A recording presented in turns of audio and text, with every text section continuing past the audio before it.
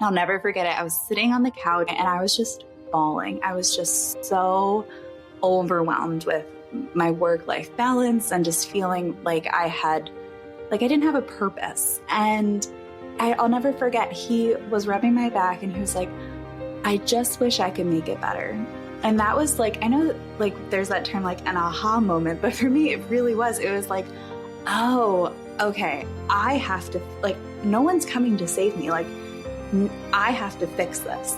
Like, I have to take responsibility for my life and not stay at the job that everyone tells me is great and like tells me is a wonderful opportunity, which it was, but it just wasn't like filling my cup. Like, it wasn't life-giving to me in any way. And not that your career has to be life-giving, but it was like soul-sucking at that point. And so I had this moment of realizing like what I'm not changing, I'm choosing. And I was like, holy crap, I have to change some things because I wouldn't choose this. Help Me See is a podcast that redefines the word vision through vulnerable and real conversations, my own private introspective ramblings about the things that I think about in the wee hours of the morning, and my deep core belief that your nothingness is your everything and all you have to do is see. I'm Bianca Mora. I'm your host. I am an educator, a photographic artist, and I believe that your daily photo habit can be the key to unlocking the ability to be more present in your everyday life and live deeper into your intention and purpose. We're not about the small talk here. Grab your coffee, get cozy, and let's talk. Hello, and welcome to another episode of Help Me See. This week we have Miss Kate House on the show, and she is a gift. She really is. She shares her story of basically living her life on purpose. She calls it live by design, not by default. And the big change that she made when she found herself completely miserable in a job that everyone else was telling her was so wonderful and, a great opportunity. And I feel like we can all relate to the sentiment of not being happy with something that we quote unquote should be happy with based on everyone else's perceptions and opinions that aren't actually living it themselves. And even if they are, like, even if they're also in that job, they're not in your body, right? We're experiencing that thing. It's like the same idea as if, you go out to dinner somewhere and you hate it and someone else loved it. It's just different taste. We have different makeup in our DNA, in our life experiences, and in our taste. And it's up to us to respect us. It's up to us to respect our own experiences and our own truth. And something that I really want to touch on before we get into the show is this idea of being a stand for what it is you believe in your life and in your creation. Recently, I posted being a story on Instagram about being a conscious creator. And I think that it's our responsibility in whatever we create, whether we're creating art or our art is our lives, because I truly believe that we are every single one of us are artists, regardless of technical proficiency. I really believe that it's our responsibility to hold our core of what it is that we want to create and put out into the world, and not bend at the whim of consensus and the masses. So what does that look like? For me, it's that feeling that I can get when someone reaches out to me about a photo session. And I can tell from the context of what was written that that it's something that they're wanting, bare bones, no frills, just want to get, check this off the list, not looking to invest. There's nothing wrong with that. But the tension happens when I feel this pressure to provide what it is that they want. But when that is in direct conflict of my own beliefs, of what I believe is possible for this medium and for what I want to give, it's my responsibility to be a stand for my own vision in that way. And to say, here's what I offer. And there are so many other people that offer things.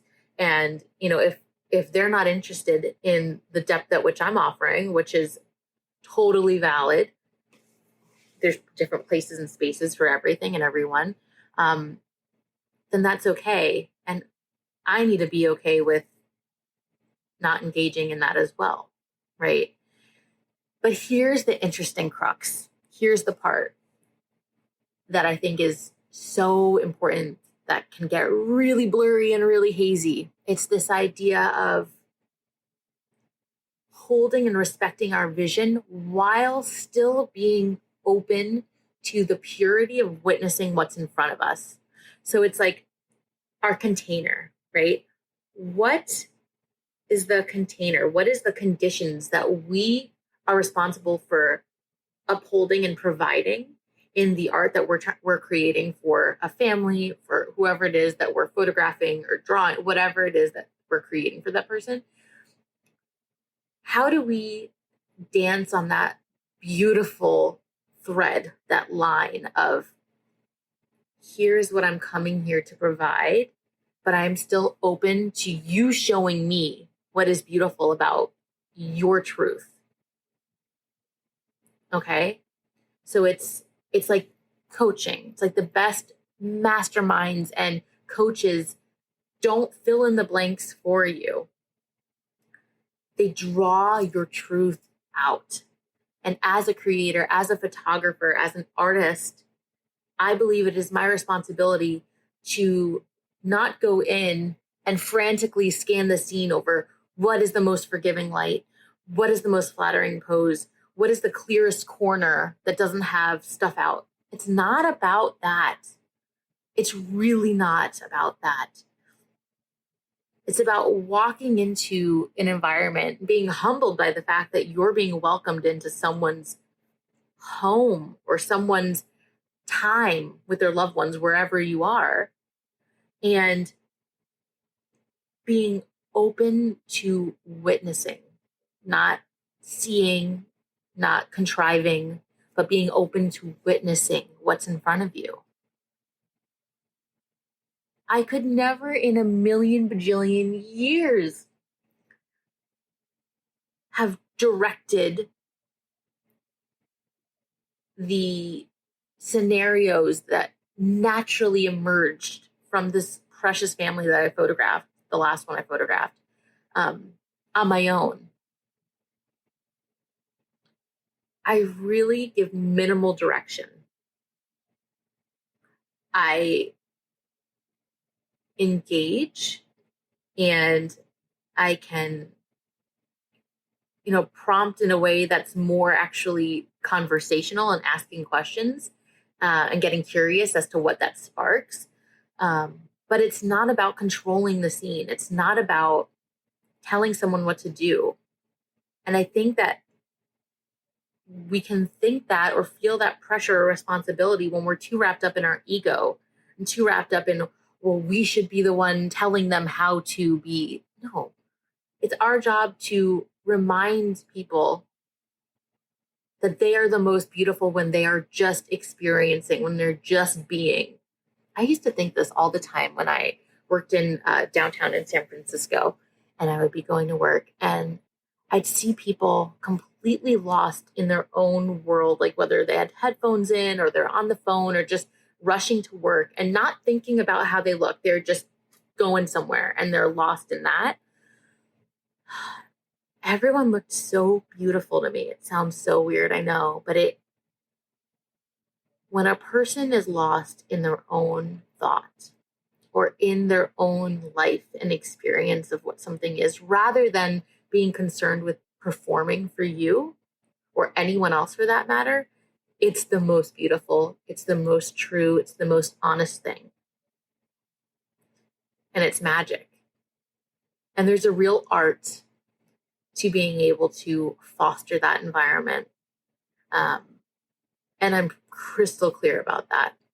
And that's why I'm working on a course around being a conscious creator and redefining what that vision is and how to create that condition, that container to see. Okay, that was longer than I anticipated. I'm so lit up about it. So there's that. So now we're going to hear from Kate. She has her own podcast. She's a coach.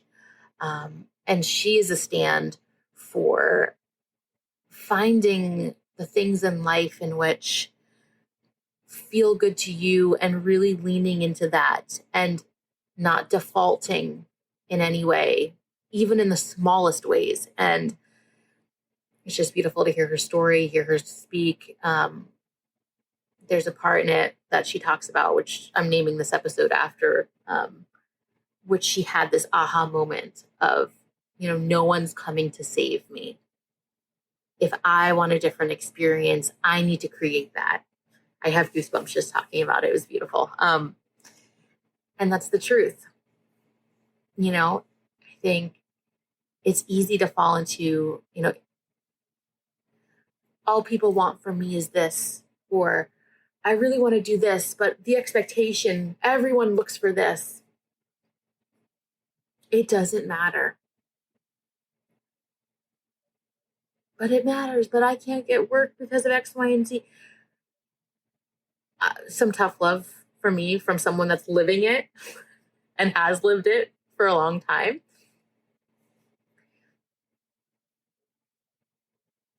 Find ways to honor your truth. I'm not talking about the severity of quitting your job and blah, blah, blah. Find the ways that honor your truth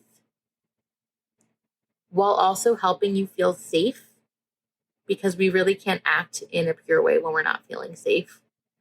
So when you create the conditions for yourself to be comfortable, then you can really hold strong for what it is that you want to do and what it is that you want to contribute to the world and to the people that come to you for X, Y, and Z. I know this is a little bit abstract. I'm happy to answer any questions. Any of my emails, if you're on my email list, and I email about once a week, talking about the podcast episode and whatever's coming up, if you hit reply, I am more than happy to start a conversation with you. I actually would love it so much. Enjoy Kate. And if you want to hear more from Kate, check the links in the show notes where I'll link where you can find her. Hello, and welcome to another episode of Help Me See. Today is a special one. We have Miss Kate House in the house today. She is a podcast host. She is a coach. She is my new best friend. I was just on Kate's podcast a couple weeks ago. We recorded and we just have a bajillion things in common. So I cannot wait to have her here and bring her to all of you. So hi, Kate. How are you? And thanks for being here. Oh my gosh, Bianca, this is such a pleasure. Like I said, when we first hopped on our call, I've been looking forward to this ever since our last chat, because I got off our first call and I was telling my husband, I was like, I think I met my new bestie. Like, we live many states apart, but I found her. Distance doesn't mean much. It's fine. Exactly. Oh my gosh. Well, I mean, if you guys enjoy Help Me See, I am sure that you will love Kate's podcast, Live by Design, right, Kate? So yep, that's please the tell one. us a little bit about the Live by Design podcast and and then just about you and your story and just everything that's brought you here today. Yeah, absolutely. Thank you so much. I love that question. So I started the Live by Design podcast back in July of 2020. And it was one of those things where it was like a couple months into the pandemic. I had it on my heart to I wanted to start a podcast.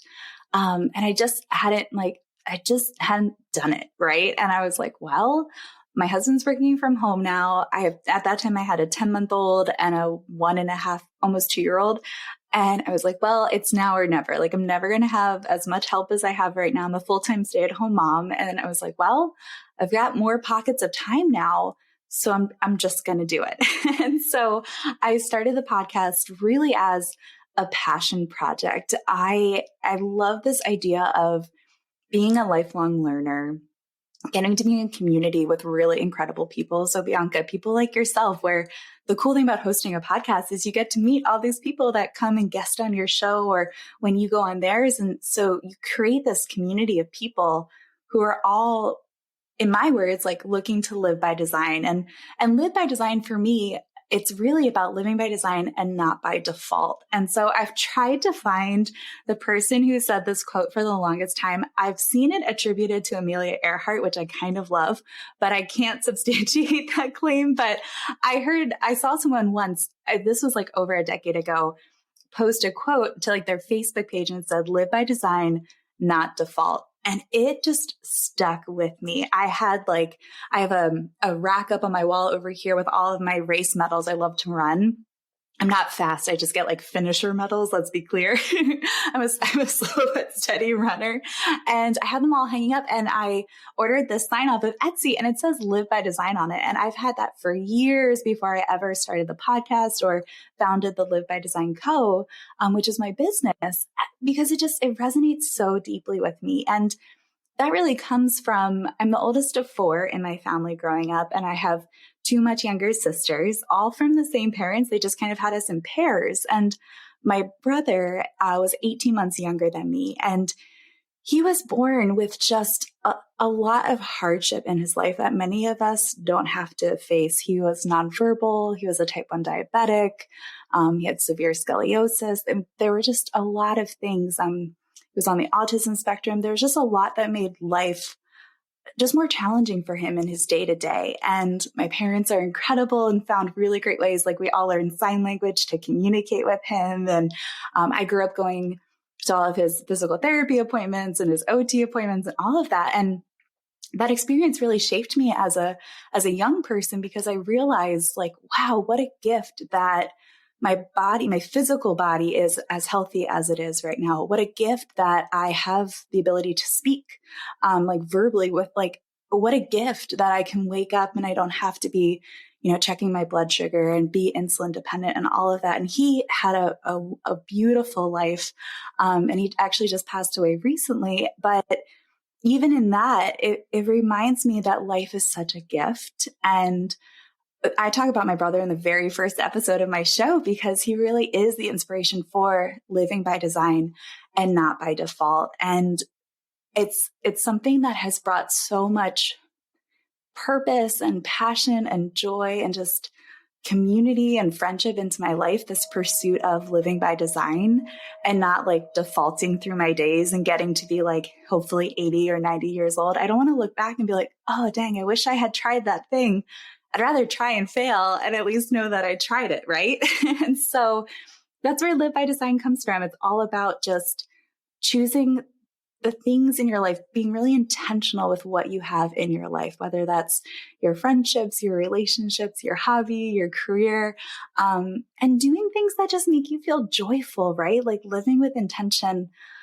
It doesn't have to be so serious or so heavy, right? It can be leaning into these practices of gratitude. It can be cultivating joy. It can be, for me, I love physical movement is really like, it's good for my mental health more so than my physical health probably. And so that means carving out time to go for a walk or a run, or time to hop on my Peloton and like, I let my kids watch whatever they want to watch on Netflix and I hop on the bike for, 30 minutes. And it's about making these little pockets of time in your day and just enjoying your life. And so that's really like who I am and what I'm all about, I should probably mention too that I'm married to my college sweetheart, and we actually live in the small town where we first met originally in Gettysburg, Pennsylvania, many moons ago as college freshmen.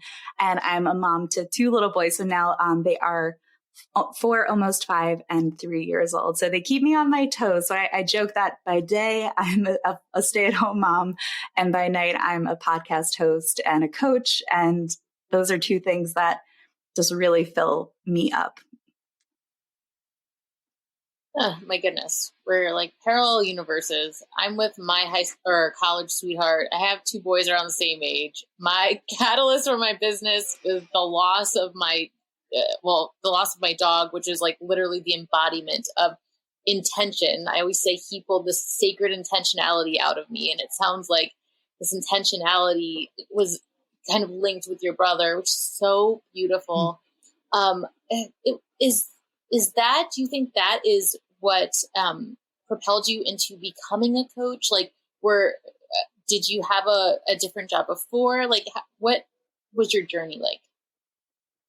Yeah, you guys can't see right now, but I have like the biggest smile on my face because I'm like, yes, there's definitely a story to this, right? And isn't there always, right? Because we love to share and guide and teach from our own experience, right? And so for me, what that looked like was growing up, I was very much like a type A, straight A student. Like if I couldn't be the best at something right off the bat, I didn't even want to try. Like I was just so focused on like being valedictorian of my 6th grade class, which is a true story, like classic overachiever. And, that worked for a time. And I made it through college, and I did really well academically and all of that. I graduated and I started working like a traditional 9 to 5. And I just lost like all of everything that makes me Kate, like vivacious and bubbly and happy. I just like deflated a little bit in a 9 to 5. Like I worked in an office where everyone else in the US worked from home. And so I was by myself all day. I like craved being around people. And the company I worked for at the time, for no fault of their own, was growing and our offers were expanding, but our staff hadn't caught up yet. And so I was in this season of having these nightmares that my email would crash, and I would come back from a weekend and I'd have 300 unread emails, and it was just really stressful. And I started to run during that time. That's really when I first started running like half marathons. It was something I really looked forward to during my day.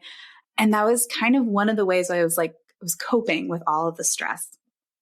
And at that time in my life, I didn't really know how to ask for help. Like in my career, like, hey, I need assistance. I can't keep doing this. I was like, I'll just work harder and longer, which like burnt me out even faster. Right. So I started running, and sure enough, after like my first half, my hamstrings got so tight, and I was like, oh, I saw that there's a yoga studio down the road. Like maybe I should go check it out. And I had always been interested in mindfulness, and I had done yoga in the past, but I found in that yoga studio like a home. I found community. I found people with similar interests. The physical movements themselves were wonderful and life-giving, but it was more about learning from these teachers. And when they would teach a class, it wasn't just moving you through the physical practice. They were teaching you about life, and it was just so impactful for me. And so I'm in this job.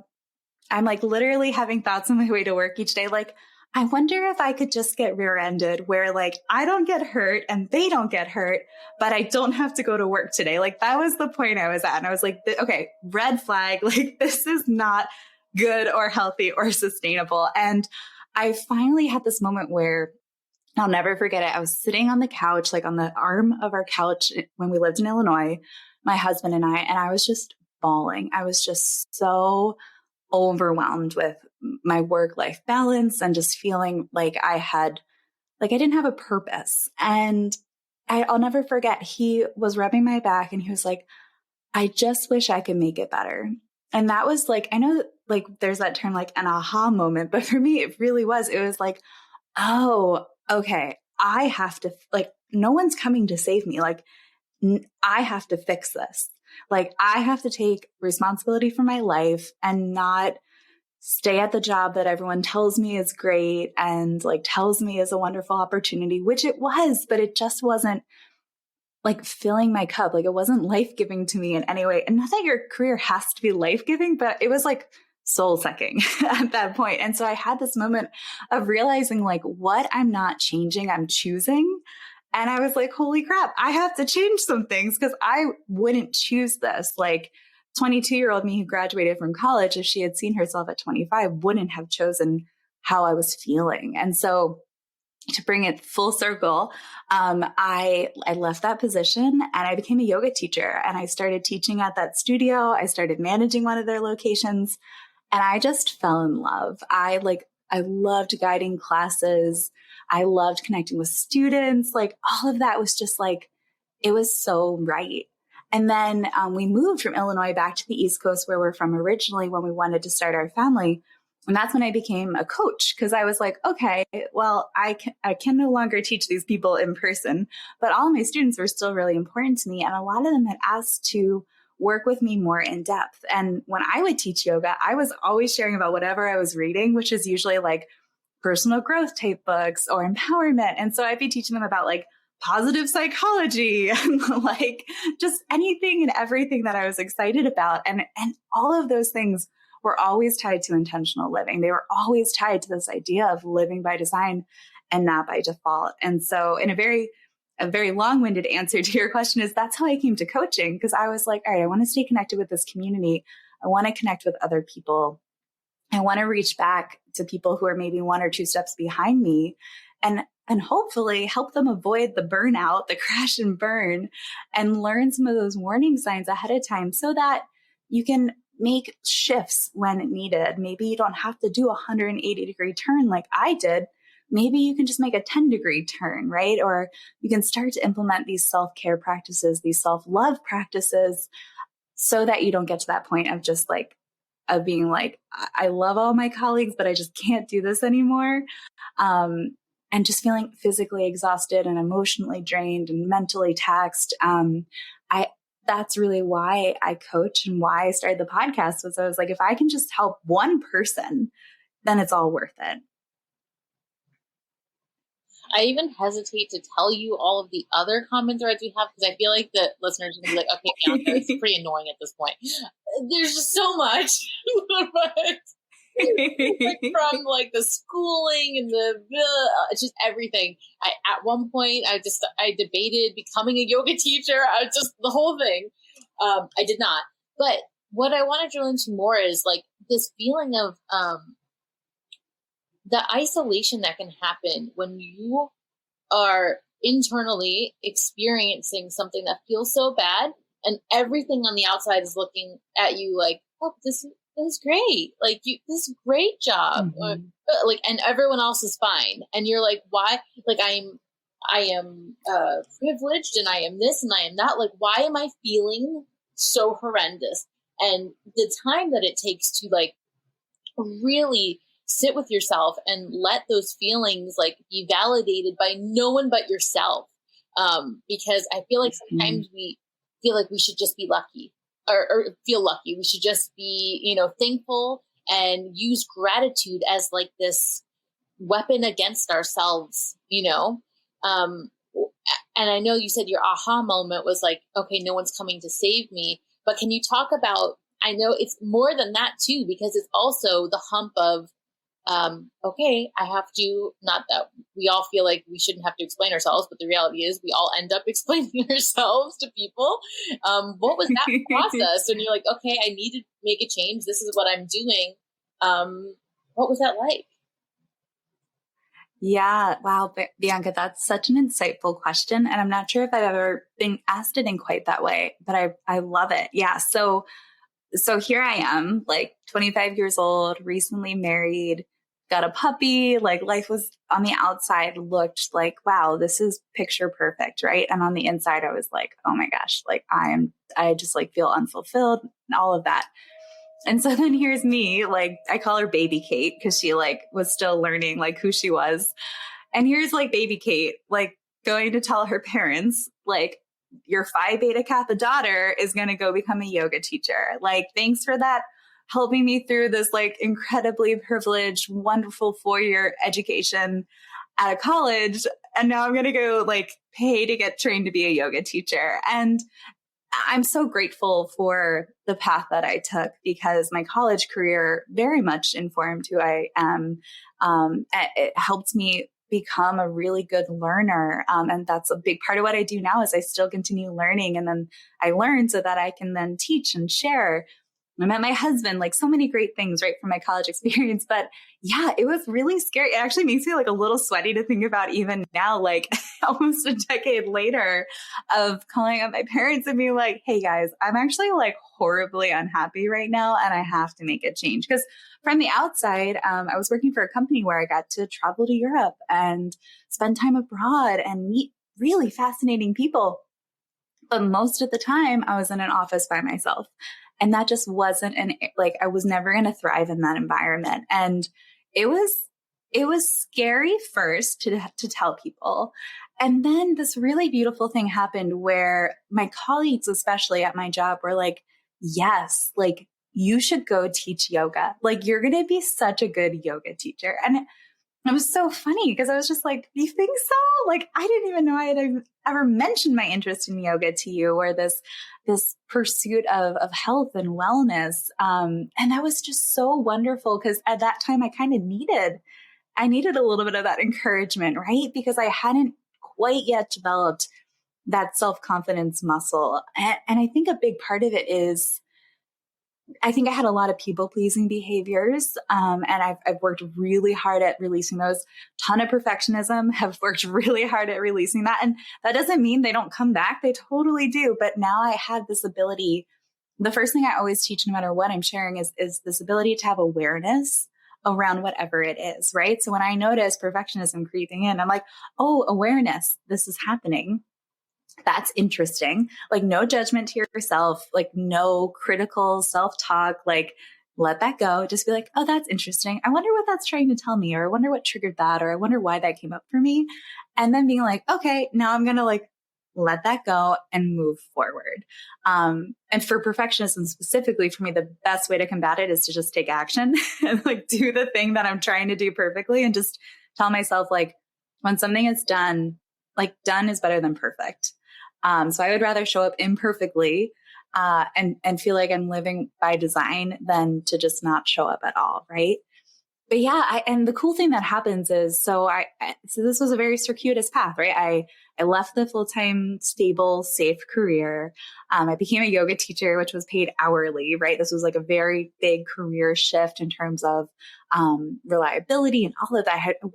I worked so hard. And that's when I first fell in love with podcasts, actually, because I probably spent more money in gas money than I got paid to teach yoga classes the first 6 months that I taught. But I just needed to like get in studios and figure out how to get the words out of my mouth in a way that made sense to people. And that's when I started listening to podcasts. I was like, oh, this is great. Here's a podcast about running. Oh, this is great. Here's a podcast about learning and growing. And that's when I fell in love with this idea of the world of podcasting. And at that time, it never even occurred to me to host my own. And I was like, oh no, that's like what like well-established professionals do, right? I was still like baby Kate. But the cool thing that happens with each of these decisions that you make that feels in alignment for you. So for me, first it was becoming a yoga teacher. Then it was becoming a health coach. Then it was starting my podcast. You build this self-confidence muscle. You build this sense that you can trust yourself to make decisions, that you don't need someone to tell you what to do. And at a certain point, you no longer need people to reaffirm you. So when baby Kate needed colleagues to be like, oh, you'd be a great yoga teacher. And that meant so much to me. And I was so grateful for that.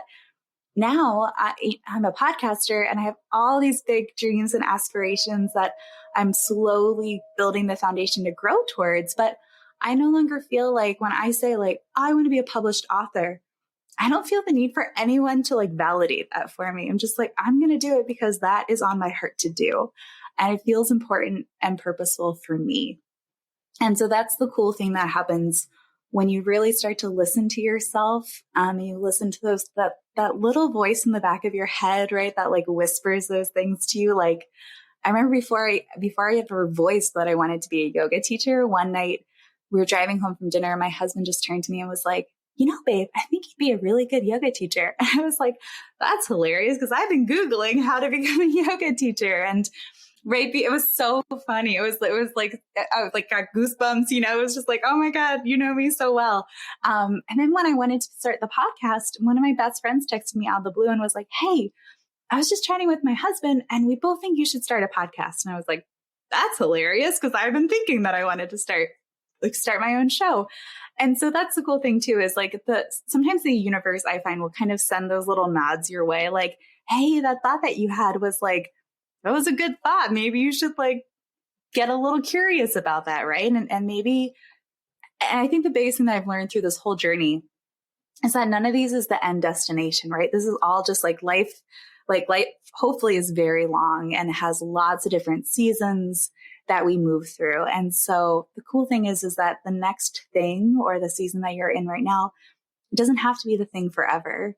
Maybe it's a stepping stone. I heard this saying once that it's only in hindsight that you can see how like the constellation of your life comes together, right? The way you connect all the stars, and you can't see it when you're in it, right? But when you look back, you're like, oh, okay, I have perspective now. So that would be like my biggest piece of advice to somebody who's in that season of like feeling a little unsure or feeling like they need a change, but they're a little nervous, is to just take that first step and allow that to build your bravery and your courage each step of the way. Oh yeah. The synchronicities that happen when you start leaning into what feels good, they're not coincidences at all. They're totally, I couldn't agree more. Totally universal nods. And I think a pivotal part of your story is something that I feel like it's really easy to get hung up at and on, is when you look at your history and the amount of time and the amount of energy and the amount of whatever you've invested in whatever it is. And it can be hard to let go of that. But the reality is, when we're talking about living by design, it's very action oriented. And there are many seasons of like in and out. And just because this is what you've always done doesn't mean that it just makes sense or it's the logical thing to always do that. Like there's just so much choice and there's so much, to build upon. And I think that it comes back to this idea of the present moment. And really it's the only thing that's real. So no matter how many hours, how many years, how much, whatever it is, that's done.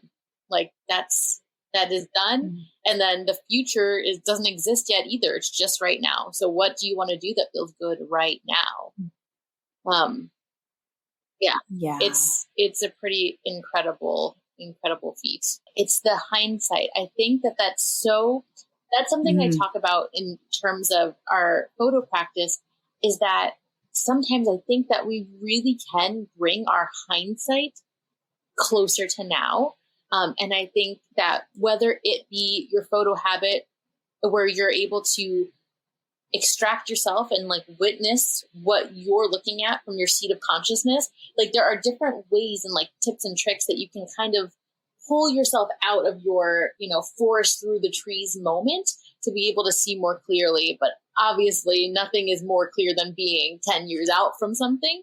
But I do think that there are things that we can do to try to bring that wisdom into the now. This is such a rich story. I'm so grateful that you're telling it. Something that we've been diving into in the Nostalgia Now membership this month is this idea that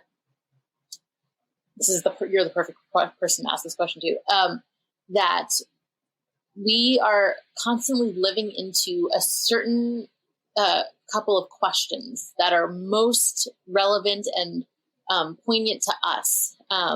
So it's kind of like a spin on, your why and your purpose, but instead of feeling the heavy weight of like, okay, here is my well-crafted sentence of here it is. I think that it's a little bit more approachable. The point of entry is a little bit easier to embark on when we can think about, okay, what is a question like that I am super interested in answering over and over again through my work? I think it's funny because from high school to now, I think about all the projects I did and I thought they were all brand new. And then I look back and I'm like, oh, it was all about the same thing. It's just different variations of the same thing. So I want to know for you, what questions do you feel like in the way you live your life, the work that you make, the impact that you make in the world, what questions are you answering? Yeah, gosh, this is just such a beautiful question. And there's so many different ways that it can go. For me, I find having some like guiding principles to be really helpful. In our family, we call them our core values. So my husband has three and I have three, and two of them overlap. But for me, it's having purpose. But like you said, not purpose in this like, purpose can just feel so heavy. Like when you ask someone like, what's your purpose? Like if someone asked me that, I'd probably like want to cry. Like, I don't know. Why are you asking me this? And it's funny because I've been diving into this idea of purpose a lot. And I have a collective as well. And we've been diving into purpose and reframing it as asking ourselves, what is it that I can do that makes me feel like I'm spending my time well? And that's cool because that can be leaning into so many different areas. That can be being really purposeful about being present, right? Or it can be growing and building something or working towards something, but it can also be really wonderfully tied to right now. So for me, like purpose is a big one for me.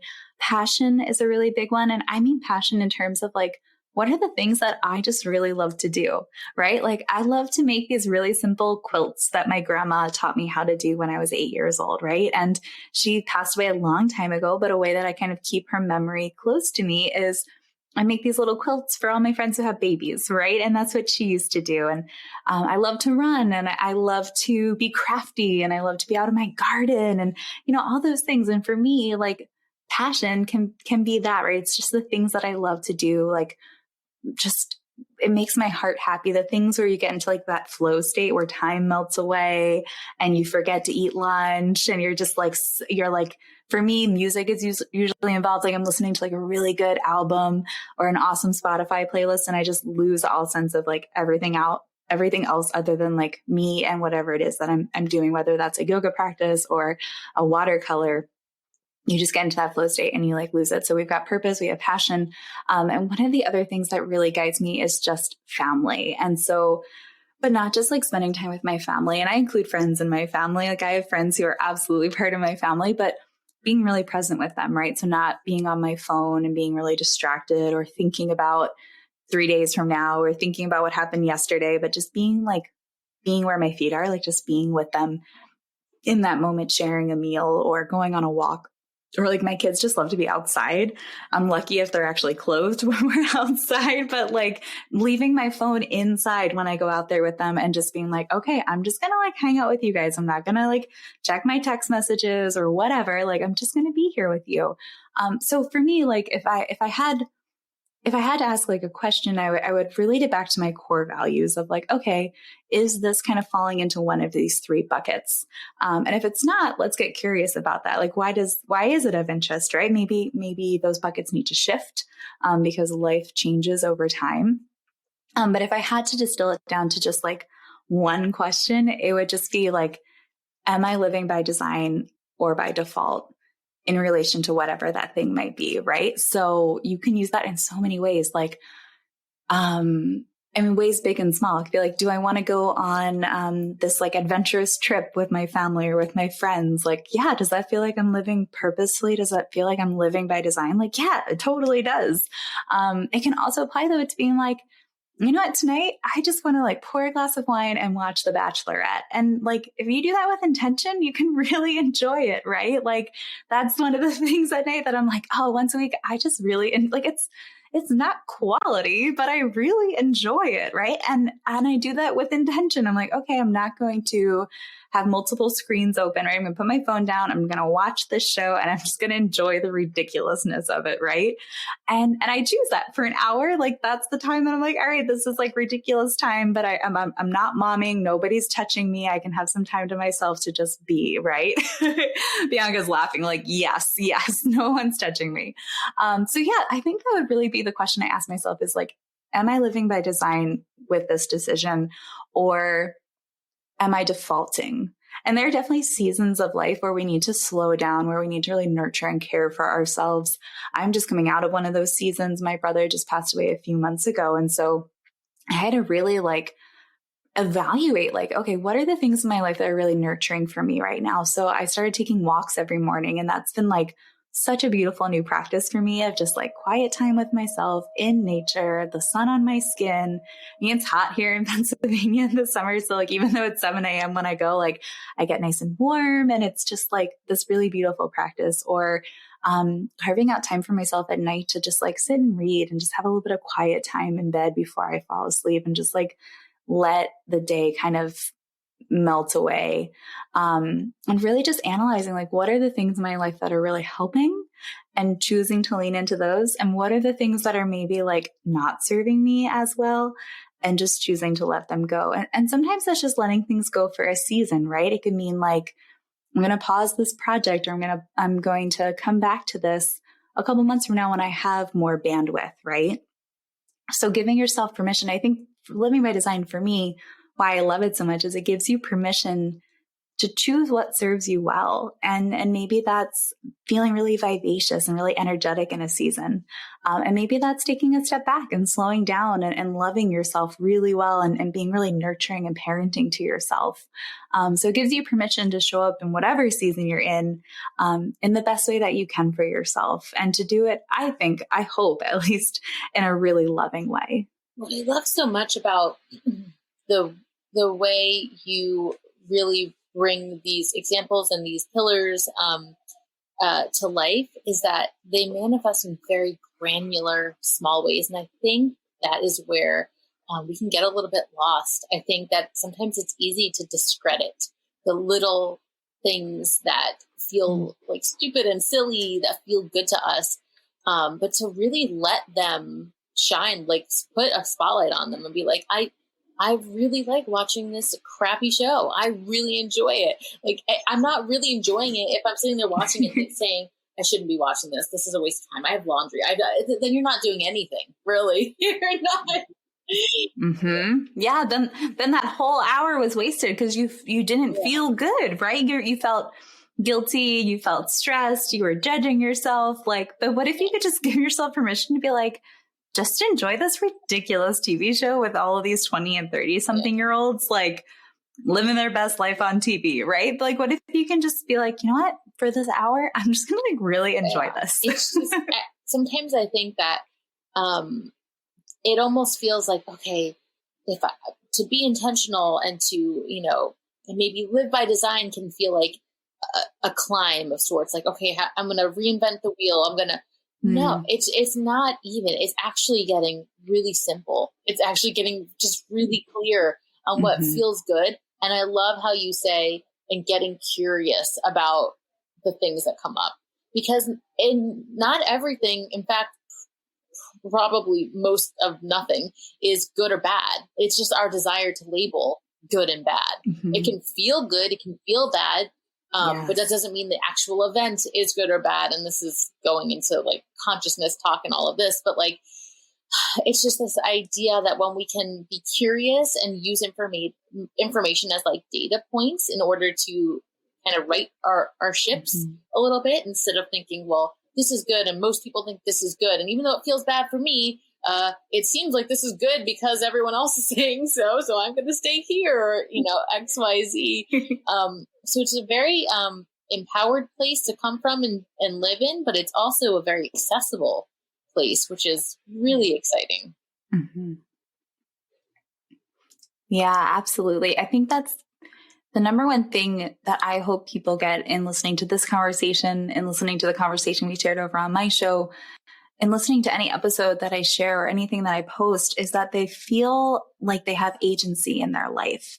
I think sometimes I don't know where this comes from. I don't know. I watched a lot of Disney movies growing up, where like you get saved by somebody, right? Like the damsel in distress has a knight that shows up and is like, I have the answers to all of your problems. And I don't know if that makes us complacent subconsciously, or who knows, right? That's like a whole other conversation. But like when we realize like, oh, I get to choose how I spend my life. I get to choose the people I share my time with. I get to choose the people I enjoy meals with, that I work with, right? Like, I think so many times we think that we're stuck, that we can't leave the whatever it is. But actually, like everything in your life, you can choose. Maybe not everything. Maybe I shouldn't say everything, but like a lot of things in your life, you get to choose, right? And so what if you took like a radical acceptance of that and you really decided like, okay, let's like just slowly but surely phase out some of the things that don't feel great for me. Let's keep layering in the things that feel like really good and feel vibrant and expansive is a word that I know you like to use. Like what feels expansive, right? Like let's add more of that in. And expansive could be like my morning walk, right? Like I feel great on those walks. I feel like getting back in touch with myself. I'm working out some things. Like I just come back like a more like patient and present person. And what if we did more of that and we just gave ourselves permission to take control of our lives, to not let it happen to us, but to be like, okay, I'm like an architect in my life and I don't have to wildly change everything so that tomorrow looks totally different, right? It's just about like, I love how in the book Atomic Habits by James Clear, he talks about like 1% shifts. And I like to think about that a lot. Like what does a 1% shift every single day or every single week look like a year from now or 5 years from now or 10 years from now, right? And the cool thing about life, in my opinion, is that the time is going to pass no matter what. So whether you feel like you're defaulting or you feel like you're living by design, the time is still going to pass. Like in the blink of an eye, we're going to be 5 years down the road and our kids are going to be almost as tall as us, right? Like it's just going to go so fast. And so what if you could spend that time that you know is going to pass anyways, leaning into living by design? And that's what I've seen in my own life, at least, is like all of these incremental shifts, all of these things of choosing what feels good, leads over time to this sense of well-being, that I want everyone to get to experience, this feeling of like, you look at your calendar and you're really content, right? You feel really good about it. And that's a cool place to be. So that's always my hope, is like somebody walks away from these conversations just being like, yeah, I could take charge of my life. And like, maybe it doesn't have to be big and scary. Maybe it can be small. It can be small ways that add up over time. And using your agency. I mean, you're the CEO of your life. Like your nice to have doesn't have to be a nice to have. It can be a non-negotiable that turns into a calendar tap. Like your walk isn't like an option unless you decide that you're not, like it's like, no, this is what I do in the season of life. And here it is. It's like just as important, and no one else is involved in this calendar tap but me. It's just, and it's such a huge passion point of mine too.